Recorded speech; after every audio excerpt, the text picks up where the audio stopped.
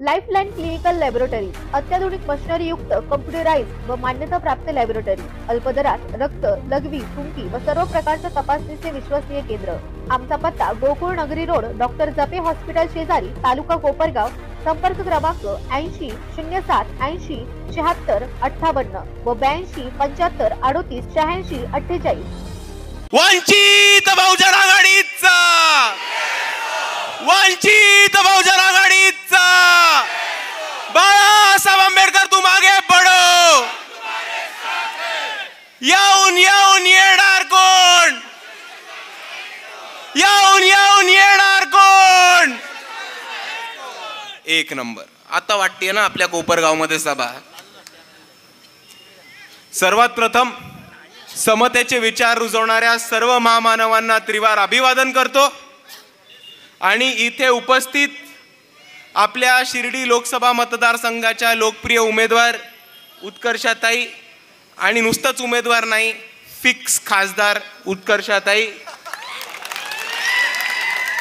तसेच वंचित बहुजन आघाडीचे 2 मुलुक मैदानी तोफ आणि फायर ब्रँड लीडर दिशा पिंकी शेख आणि तय्यबभाई जफर,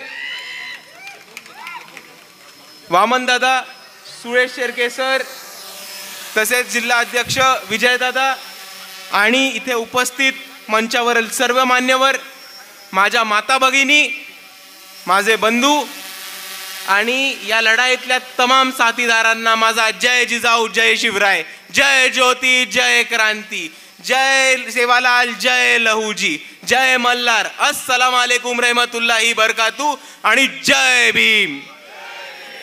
मित्रांनो, मी तुम्हाला थोडक्यामध्ये सोप्यामध्ये वंचित बहुजन आघाडीचं राजकारण सांगतो आणि हे समजायला आपल्याला थोडासा इतिहासामध्ये जायला लागेल. आणि आपण हे बघू की पहिल्या गोलमेजच्या परिषदेमध्ये, पहिल्या राऊंड टेबल कॉन्फरन्समध्ये गांधीजी आणि डॉक्टर बाबासाहेब आंबेडकर यांच्यामध्ये वाद झाला होता आणि त्याच्यामध्ये डॉक्टर बाबासाहेब आंबेडकरांना गांधीजी हे म्हणाले होते की हिंदूंचा नेता मीच आहे, दलितांचा नेता पण मीच आहे आणि अस्पृश्यांचा नेता पण मीच आहे. आणि तेव्हा त्यांना बाबासाहेब आंबेडकर एकच गोष्ट म्हणाले होते की तुम्हाला आमचं प्रतिनिधित्व करायला, तुम्हाला आमची विचारधारा स्वीकारायला लागेल आणि तुम्हाला आमच्यातल्या लोकांना उमेदवारी देऊन आमच्याच लोकांना प्रतिनिधी करायला लागेल. आणि हीच भूमिका, हीच गोष्ट तुम्हाला 2024 मध्ये होताना दिसतीये आणि ह्याच पद्धतीने आज आपल्याला घडामोडी राजकीय पद्धतीने होताना दिसत आहेत की 2024 मध्ये सुद्धा आपली हीच लढाई आहे की तुम्हाला आमचे लोक नको आहेत, तुम्हाला आमचे नेते नको आहेत, तुम्हाला आमचे विचार नको आहेत. त्या लोकांना महाविकास आघाडीला वंचितांचे, दलितांचे, बहुजनांचे, आदिवासींचे, मुसलमानांचे, तमाम वंचित समूहांचे मतदान हवे आहेत पण आपली नेते नको आहेत. ही परिस्थिती दिसतीये. त्यांना आपली विचारधारा नको आहे आणि त्यांना आपली लोक सत्तेमध्ये जाऊन प्रतिनिधित्व करताना नको आहेत आणि म्हणून ते आपल्याशी युती करण्याची बाता करतात. मीडियामध्ये हे अनाऊन्स करतात की आमचे वंचित बहुजन आघाडी बरोबर जमलंय, वंचित आता इंडियाचा हिस्सा झाली आहे, महाविकास आघाडीचा हिस्सा झाली आहे. पण जेव्हा आपले प्रतिनिधी तिकडे जातात तेव्हा त्यांना 3-3 तास खोलीच्या बाहेर ठेवलं जातात. ह्यांची लोक वक्तव्य करतात की हे सत्यनारायणची पूजा आहे का. त्यांना एक गोष्ट सांगतो कि सत्यनारायण की पूजा को बुलाया तो भी हम नहीं जाते. आणि दुसऱ्या बाजूला या लोकांना एकच सांगायचंय की आमची ही लढाई आहे ती विचारांची आहे, आमची ही लढाई आहे ती समतेची आहे, आमची ती लढाई आहे ती प्रतिनिधित्वाची आहे आणि आमची लढाई स्वाभिमानाची, सन्मानाची आहे. आम्हाला तुमच्याबरोबर टेबलवरती बसून चर्चा करायची आहे, आम्हाला तुमच्याबरोबर टेबलवरती बसून हे सांगायचं की तुमचं कुठे चुकतंय, आम्हाला आमचे प्रश्न मांडायचेत आणि त्या चर्चेमध्ये आम्हाला सन्मानपूर्वक हा हिस्सा हवाय. आम्हाला तुमच्या भिकेवर दिलेली भाकर नकोय, हे ठामपणे आपल्याला इकडच्या प्रस्थापितांना सांगायचंय. त्यापुढे जाऊन आपल्याला एक गोष्ट दिसते की पुणे करार झाला. पुणे करारमध्ये गांधीजींना बाबासाहेबांशी डिबेट करता आला नाही. गांधीजींचे विचार हे बाबासाहेबांच्या समोर टिकले नाहीत म्हणून त्यांनी टोकाची भूमिका घेतली आणि ते उपोषणाला बसले, कारण त्यांना विचाराची लढाई बाबासाहेबांची लढता आलेली नाही.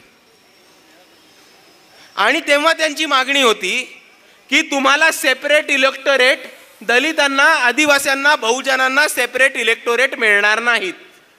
आणि म्हणून आज आपल्याला दिसतंय की आज 2024 मध्ये सुद्धा बाळासाहेब आंबेडकर यांना वंचित बहुजन आघाडीसारखा पक्ष उभं करून इकडच्या वंचितांना सत्तेमध्ये वाटा मिळवून द्यायला एक संघर्ष करायला लागतोय.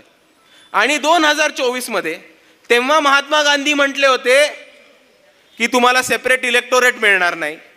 आज तुषार गांधी म्हणतायत की तुम्हाला एकटं लढता येणार नाही. उद्या जाऊन ही लोक म्हणतील, तिसरा कोणतरी गांधी पैदा होईल आणि तो म्हणेल उद्या तुम्हाला स्वतःहून वोटिंग करता येणार नाही. आणि ह्याचा जवाब आपल्याला ह्या निवडणुकीमध्ये मतदानातून द्यायचा आहे. कारण आपण मुद्दा समजून घ्या, तेव्हा म्हटले तुम्हाला स्वतःचा मतदारसंघ नाही मिळणार. आज ते म्हणतायत तुम्हाला स्वतःचं लढू नाही देणार. आणि उद्या ते म्हणतील की तुम्हाला स्वतःचं मतदान पण नाही करणार.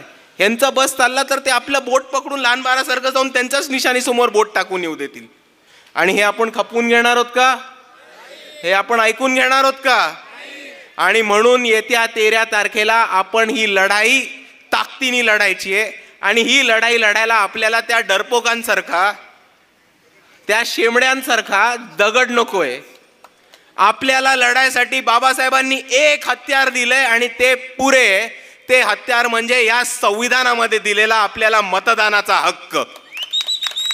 आणि आपण हा मतदानाचा हक्क वाढवला, आपण संविधानाने आपल्याला दिलेला लोकशाहीमध्ये उभं राहून लढायचा अधिकार जर वाजवला, तर इकडचे काही बाणकुळे येऊन आपल्याला बी टीम म्हणतात. यांना मला एकच गोष्ट सांगायची आहे की जी लोक बी टीमचा आरोप करत होती, अजित पवार असोत, अशोक चव्हाण असोत, ही लोक स्वतः आज भाजपमध्ये जाऊन बसली आहेत. तुमच्यावरती विश्वासार्हता लोकांची गेलेली आहे. आणि ह्यामुळे जर भाजपला कोण आज टक्कर देत असेल तर ते वंचित बहुजन आघाडी ठामपणे आपल्याला उभं राहताना दिसते. तुम्ही शिर्डीचाच तुम्ही शिट्टी नाही, शिर्डी, तुम्ही शिर्डीचंच उदाहरण घ्या. आधी कोणाला तरी वेगळ्यांना उमेदवारी मिळणार होती महाविकास आघाडीकडनं, ती काढून घेतली आणि आत्ताचे आपले काका आले. त्याच्या आधी काँग्रेसची राखीव जागा होती, पण उद्धव बाळासाहेब ठाकरेंना संविधान आणि लोकशाही याच्यापेक्षा स्वतःच्या कोट्यामध्ये जास्त सीट येणं हे महत्त्वाचं आहे. त्यांचा इगो टिकवून ठेवणं महत्त्वाचं आहे. आणि आता ते आपल्याला संविधान आणि लोकशाहीच्या बाता सांगतात. इतके वर्ष तुम्ही भाजप बरोबर बसलेलात, तेव्हा तुम्हाला लोकशाही आठवली नाही, तेव्हा तुम्हाला संविधान आठवलं नाही. आयतं मुख्यमंत्री पद मिळालं म्हणून तुम्ही सत्तेसाठी उडी मारली. आता तुम्ही मला सांगा, जर त्या काळी भाजपनीच उद्धव ठाकरेंना मुख्यमंत्री केलं असतं तर ते महाविकास आघाडीत आले असते का? नाही. मग दुसऱ्या बाजूला ते परत निवडून आले तर भाजपमध्ये जाणार नाहीत ह्याची काय गॅरंटी तुम्हाला? काहीच नाही. आणि म्हणून जर आपल्याला भाजपचा पराभव करायचा असेल तर आपल्या सर्वांसमोर एकच ऑप्शन आहे, एकच पर्याय, तो म्हणजे वंचित बहुजन आघाडी. तुम्ही या शिर्डीमधलं उदाहरण घ्या.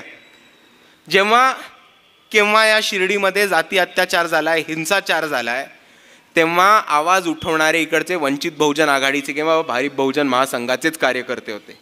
तो सागर शेजवळ असू देत, ज्याला नुसतं बाबासाहेबांची रिंगटोन लावण्यासाठी मारून टाकण्यात आलं, ती श्रीरामपूरमधली 4 भटके विमुक्त पोरं असू देत, ज्यांना कबूतर चोरायच्या चुकीच्या आरोपावरती एका फांदीवरती उलटं टाकून मारलं होतं, किंवा राहुरीमध्ये लव जिहादच्या विरोधात मोर्चा काढणारा तो मुंबईवरचा 1.5 फुटाचा माणूस असू देत, त्यांना त्यांची जागा दाखवण्याचं काम, त्यांचं दुकान बंद करण्याचं काम इकडे नेहमी बाळासाहेब आंबेडकर आणि वंचित बहुजन आघाडीच्या कार्यकर्त्यांनी केलेलं आहे. आणि जाता जाता आपल्या सर्वांना एवढंच सांगतो की ज्या लोकांनी उत्कर्षाताईंच्या गाडीवरती दगड फेकलाय, तुम्ही अजून दगड, धोंडे, काठ्या, लाकड्या, काठ्या, तलवारी, जितकं काही सामग्री गोळा करायचं ते करून ठेवा. कारण एकदा 13 तारीख संपली की इकडचे युवक तुमच्या मागे येणार आहेत तुम्ही तुमच्या घराला, दाराला, खिडक्यांना सगळ्यांना कड्या लावून ठेवा आणि स्वतः एका ठिकाणी राहताय की नाही तेवढं बघा. आणि आता आपल्या सर्वांना तय्यब भाईंनी एक प्रश्न विचारला होता, त्याचं उत्तर आपल्या सर्वांना माहिती आहे, तरी मी परत एकदा विचारतो जाता जाता की आपल्या सर्वांना आपली निशाणी काय माहिती आहे? Pressure cooker. एक नंबर कडक निशाणी मिळाली आपल्याला. प्रत्येकाच्या घरात ही प्रेशर कुकर असतो. अर्ध काम आपलं झालेलं आहे, नुसतं जाऊन सांगायचं ह्याच्यावरतीच बटन मारा. आणि बाकीच्यांसारखी फालतू निशाणी नाही आपली. हे भाजपवाले कमळचा फूल दाखवतात निवडणुकीमध्ये आणि निवडणुकीनंतर एप्रिल फूल बनवून टाकतात. दुसऱ्या बाजूला मशाल, ती जळते की नाही करत नाही. टेंबा, आईस्क्रीम कोन. दुसऱ्या बाजूला आपलं तुतारी, वाजते नाही वाजत कोणाला माहित नाही. तिसरं घड्याळ, घड्याळ टाइम काही असू देत, वक्त तो बुराई चल रहा है. आणि पंजा, की निवडणुकीच्या वेळेस असा पंजा दाखवतात आणि निवडणुकीनंतर टाटा, खतम, बाय बाय, गया. आणि ह्याच विरोधात आपली प्रेशर कुकरची निशाणी आली आहे, ज्याच्यात आपण प्यार से खाना बना भी सकते और मोहब्बत से खाना परोस भी सकते. इसमें अपना चावल भी बनता, इसमें अपनी दाल भी गलती, इसमें अपनी मटन भी बनता और इसमें अपनी बोटी भी गलती. आणि म्हणून मी आपल्या सर्वांना विनंती करतो की येत्या 13 तारखेला बिर्याणी सकट हा प्रेशर कुकर घरोघरी पोचवा आणि जास्तीत जास्त मतांनी उत्कर्षाताईंना शिर्डी लोकसभेचं विकासासाठी, इकडच्या तरुणांना संधी देण्यासाठी, MIDC उभं करण्यासाठी, पर्यटन सुधारण्यासाठी आणि त्याचबरोबर नवीन पाण्याचे प्रकल्प आणण्यासाठी उत्कर्षाताईंना शिर्डी लोकसभेचं खासदार करा. एवढं म्हणून मी माझे 2 शब्द थांबवतो. आपल्या सर्वांना माझा जय भीम, जय संविधान.